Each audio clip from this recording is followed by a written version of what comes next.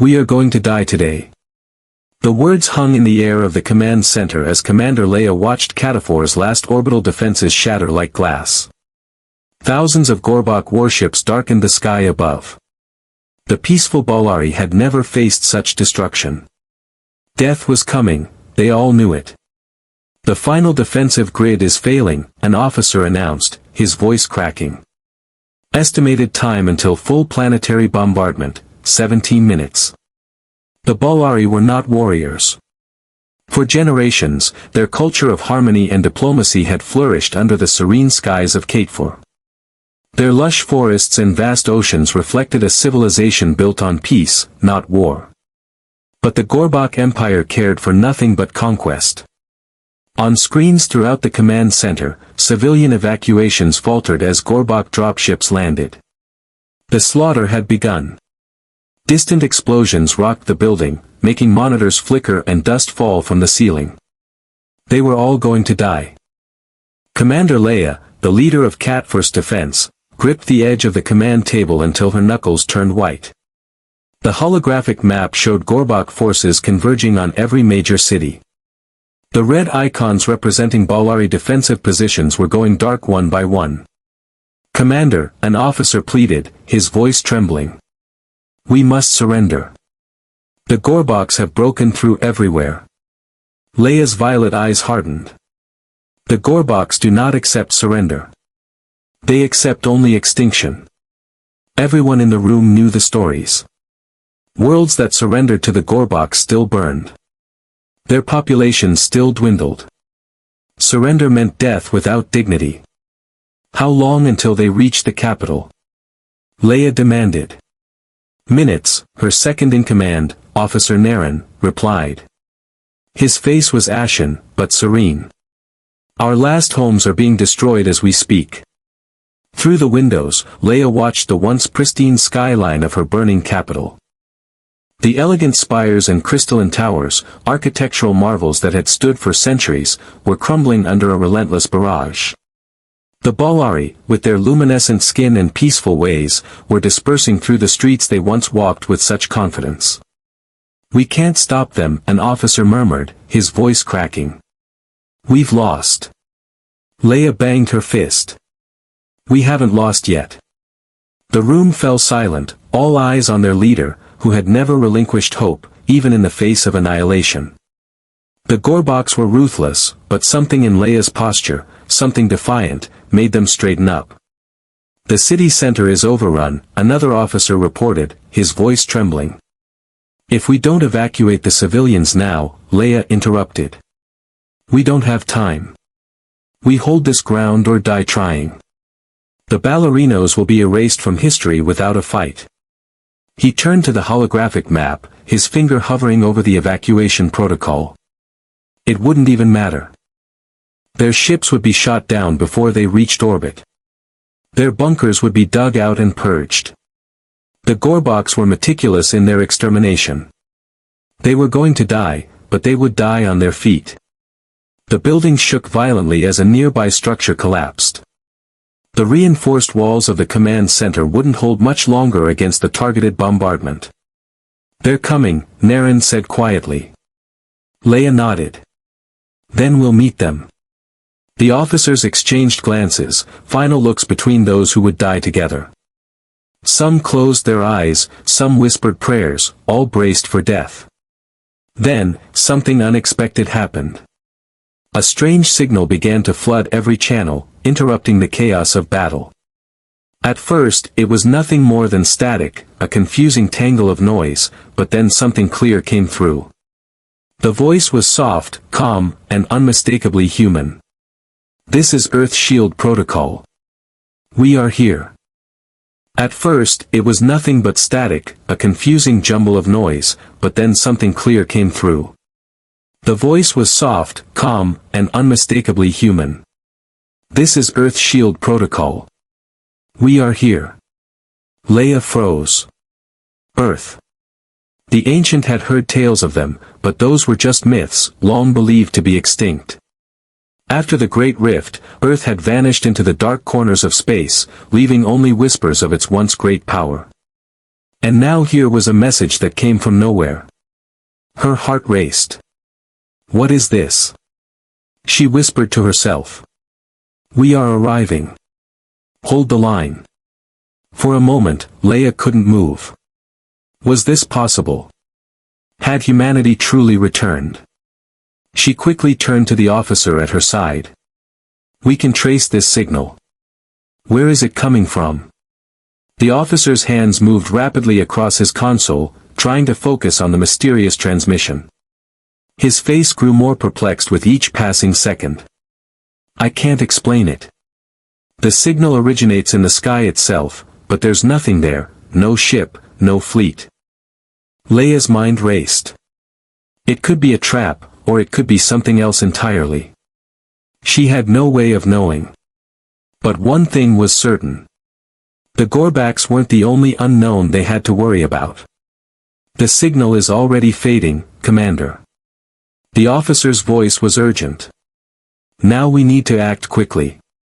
Leia sprang into action. She made a decision. Hold your position. We don't know what's coming, but we're not retreating. She turned to the holographic map, focusing on the city's last line of defense. If the Gorbaks were going to breach its final stronghold, they'd do it over her dead body. Catford's fate hung in the balance, but as long as Leia was there, an overwhelming sense of uncertainty washed over her. Then, suddenly, the room shook again. But this time it wasn't just the Gorbak explosions, it was something else, something bigger.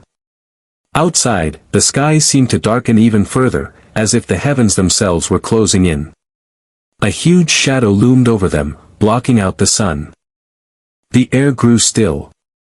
Commander! Naren shouted, pointing at the radar screen. We're detecting massive energy signatures in orbit, unlike anything we've ever seen. The screen showed dozens of new objects suddenly appearing around Catford.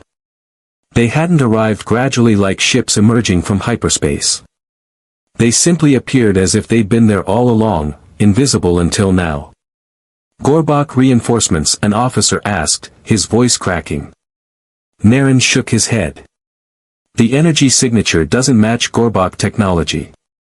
This is something else. A communications officer shouted from across the room.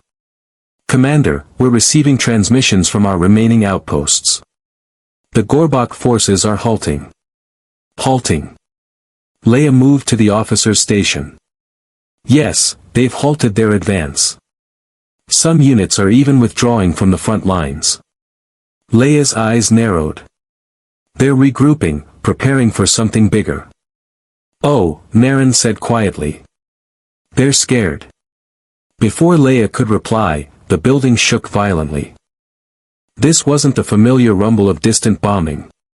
This was immediate, something massive. Impact. The radar operator shouted. Multiple impacts across the battlefield. Through the reinforced windows of the command center, Leia saw it, the sky opening as huge objects ripped through the atmosphere. They weren't meteors or debris, they were too uniform, too precise in their trajectory. They're drop pods, Naren whispered, his eyes wide with disbelief. Combat drop pods. Leia had read about such things in historical archives, ancient military tactics from the days when species still fought planetary wars, but no one used such methods anymore. They were already considered primitive, even barbaric, no one, except perhaps humans. The pods streaked across the sky like shooting stars, leaving trails of fire in their wake. Each one aimed with impossible precision, targeting the Gorbak positions with unerring accuracy.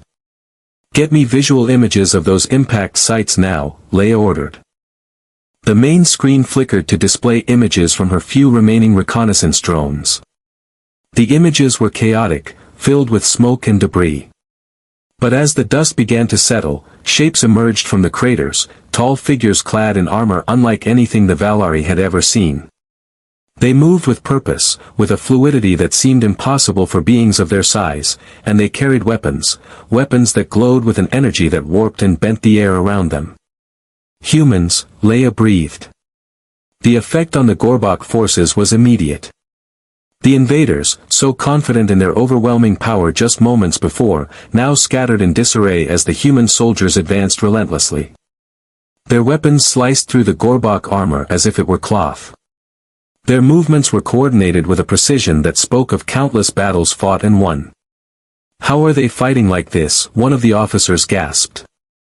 "It's as if they aren't even mortal." Indeed, the humans moved with a speed and coordination that seemed almost mechanical, yet with a creativity and adaptability that no machine could match.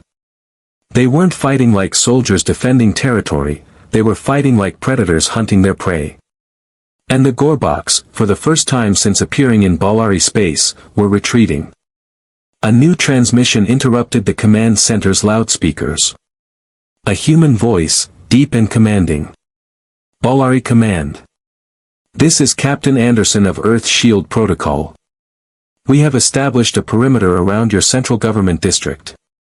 We request the coordination of your remaining forces." For a moment, the command center fell silent, each officer staring at the other in disbelief. Then, Leia stepped forward. "This is Commander Leia of the HFY Defense. We are grateful for your assistance, Captain Anderson, but I don't understand. How did you find us? Why did you come?" There was a pause before the human replied. "You sent a distress signal. We responded. That's what humans do." Naren looked at Leia, confused. "But, Commander, we didn't send any distress signal. Our deep space communications were destroyed in the first wave." Leia had no answer.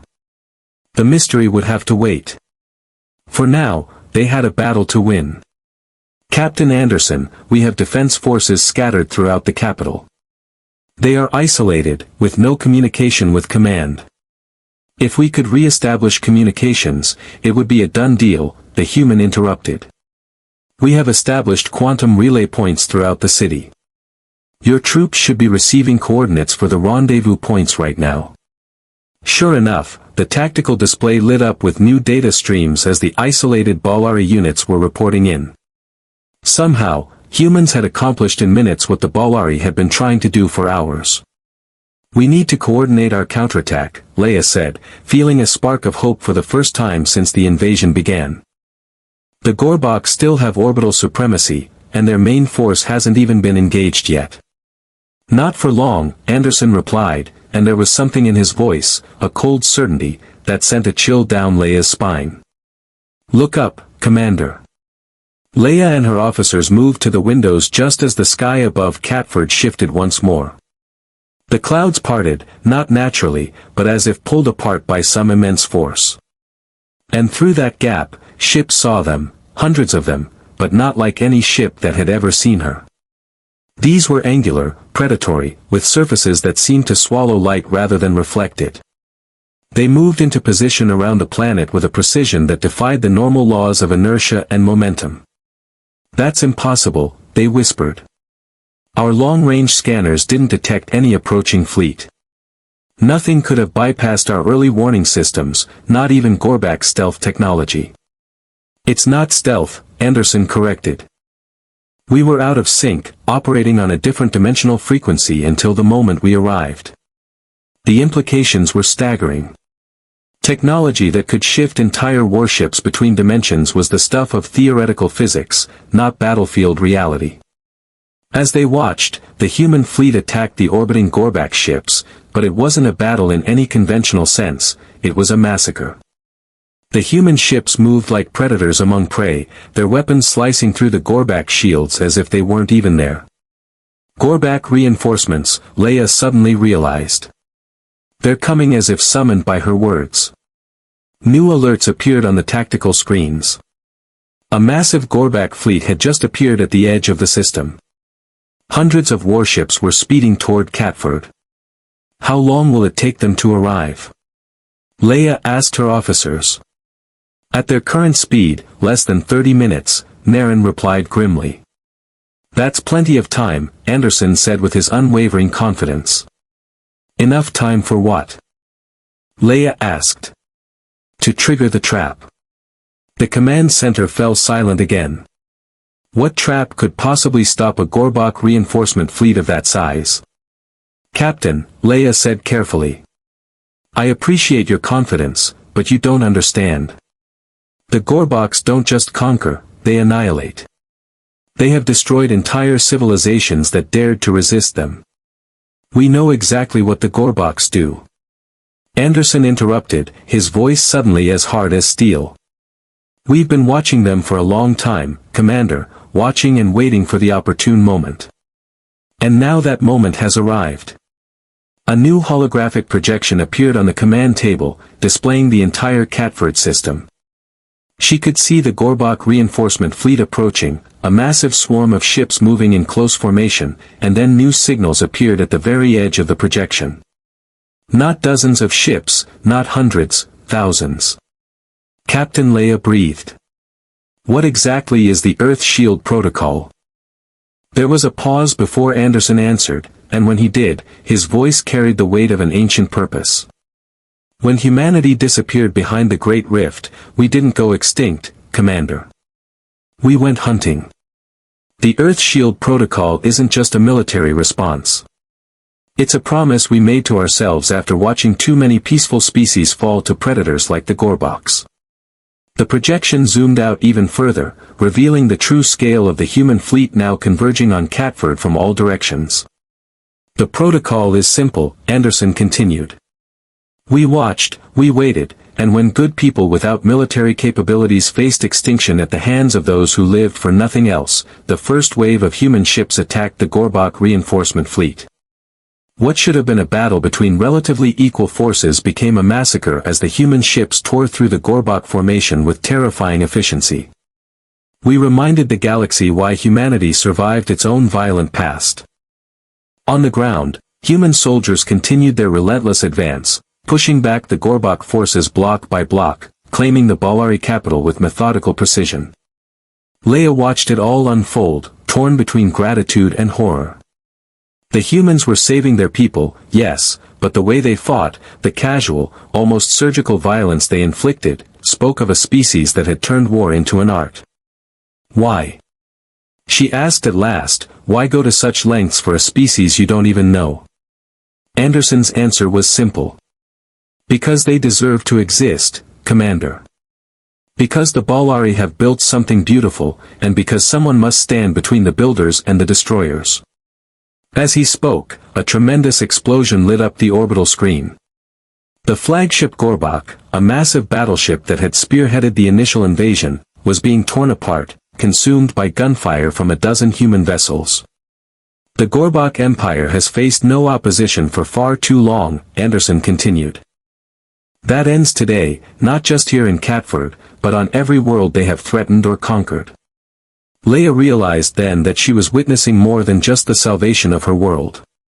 She was watching the beginning of a war the Gorbaks had unwittingly started by choosing to attack a world that had caught humanity's attention. And based on what she was seeing, it was a war the Gorbaks had already lost. Captain, she said, finally finding her voice. What happens now? Before Anderson could answer, the command center shook again, but this time it wasn't from an impact or an explosion. It was from something massive moving nearby, something that rattled the ground beneath their feet. Through the windows, Leia saw it, a massive form rising from the surface of Catford, sweeping aside buildings and infrastructure as if they were nothing.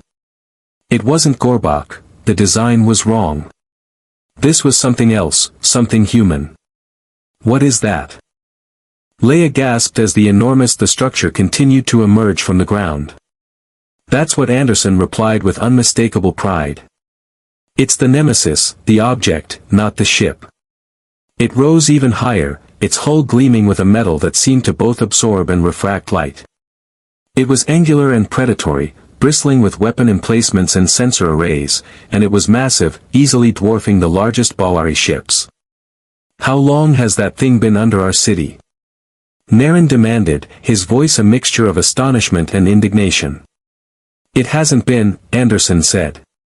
No, not until 6 hours ago. Leia's mind raced. That's impossible. We would have detected a ship that size entering our atmosphere, burrowing beneath our capital. "Are you thinking in conventional terms, Commander?" Anderson replied. "The Nemesis doesn't tunnel. It phases directly into position, displacing existing matter around it as it returns to normal space." The implications were staggering. Technology that could move ships between dimensional states, that could place an entire battlecruiser beneath an enemy's feet undetected.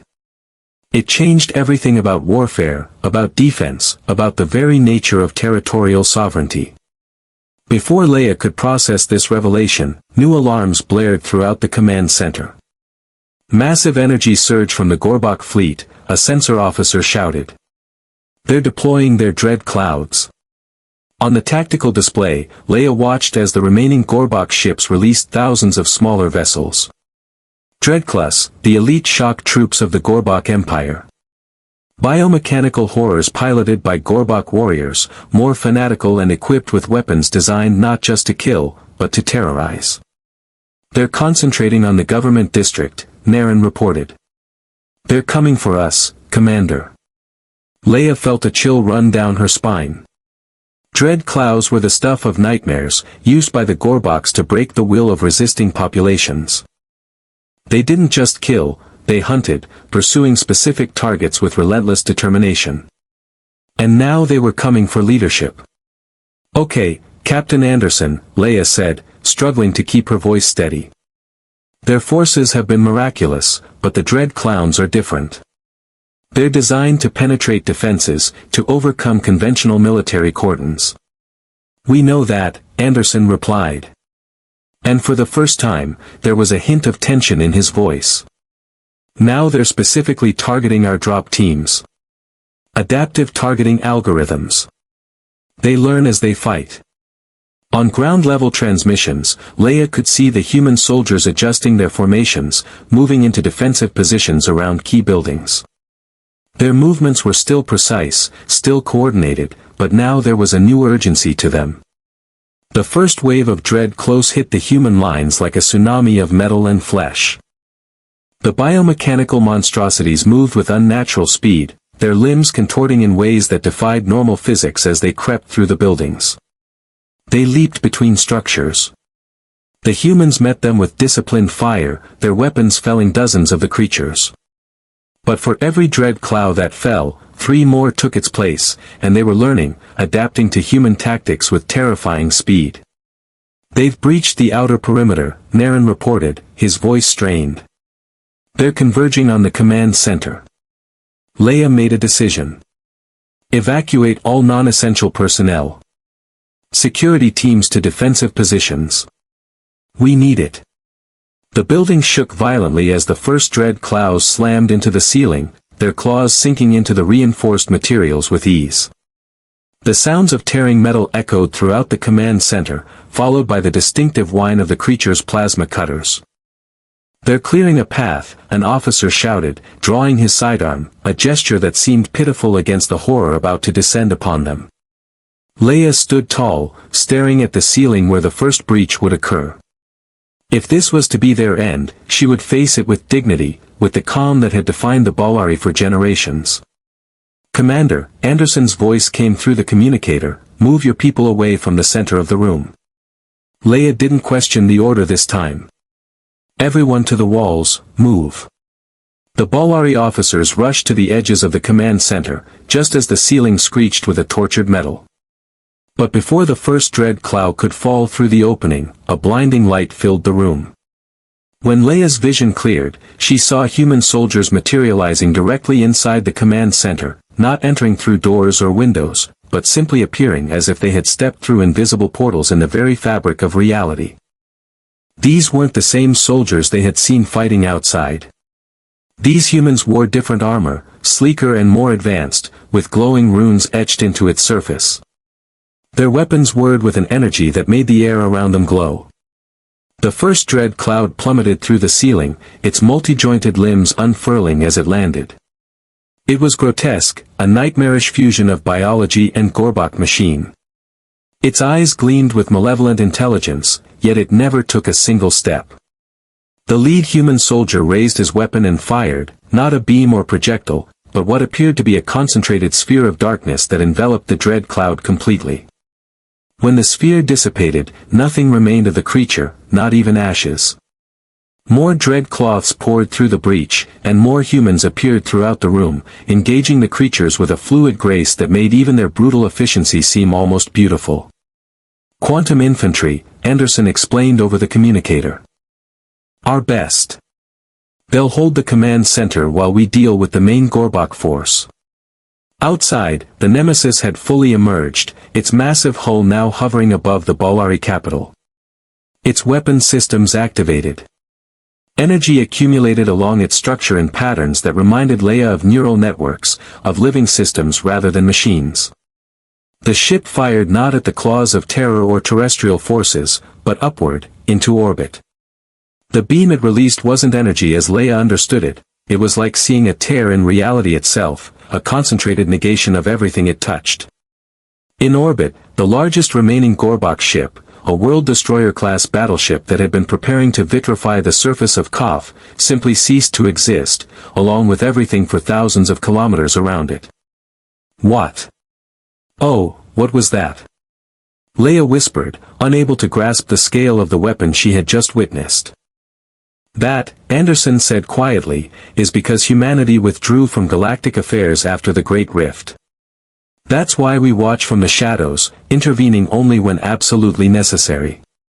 The battle had reached its turning point.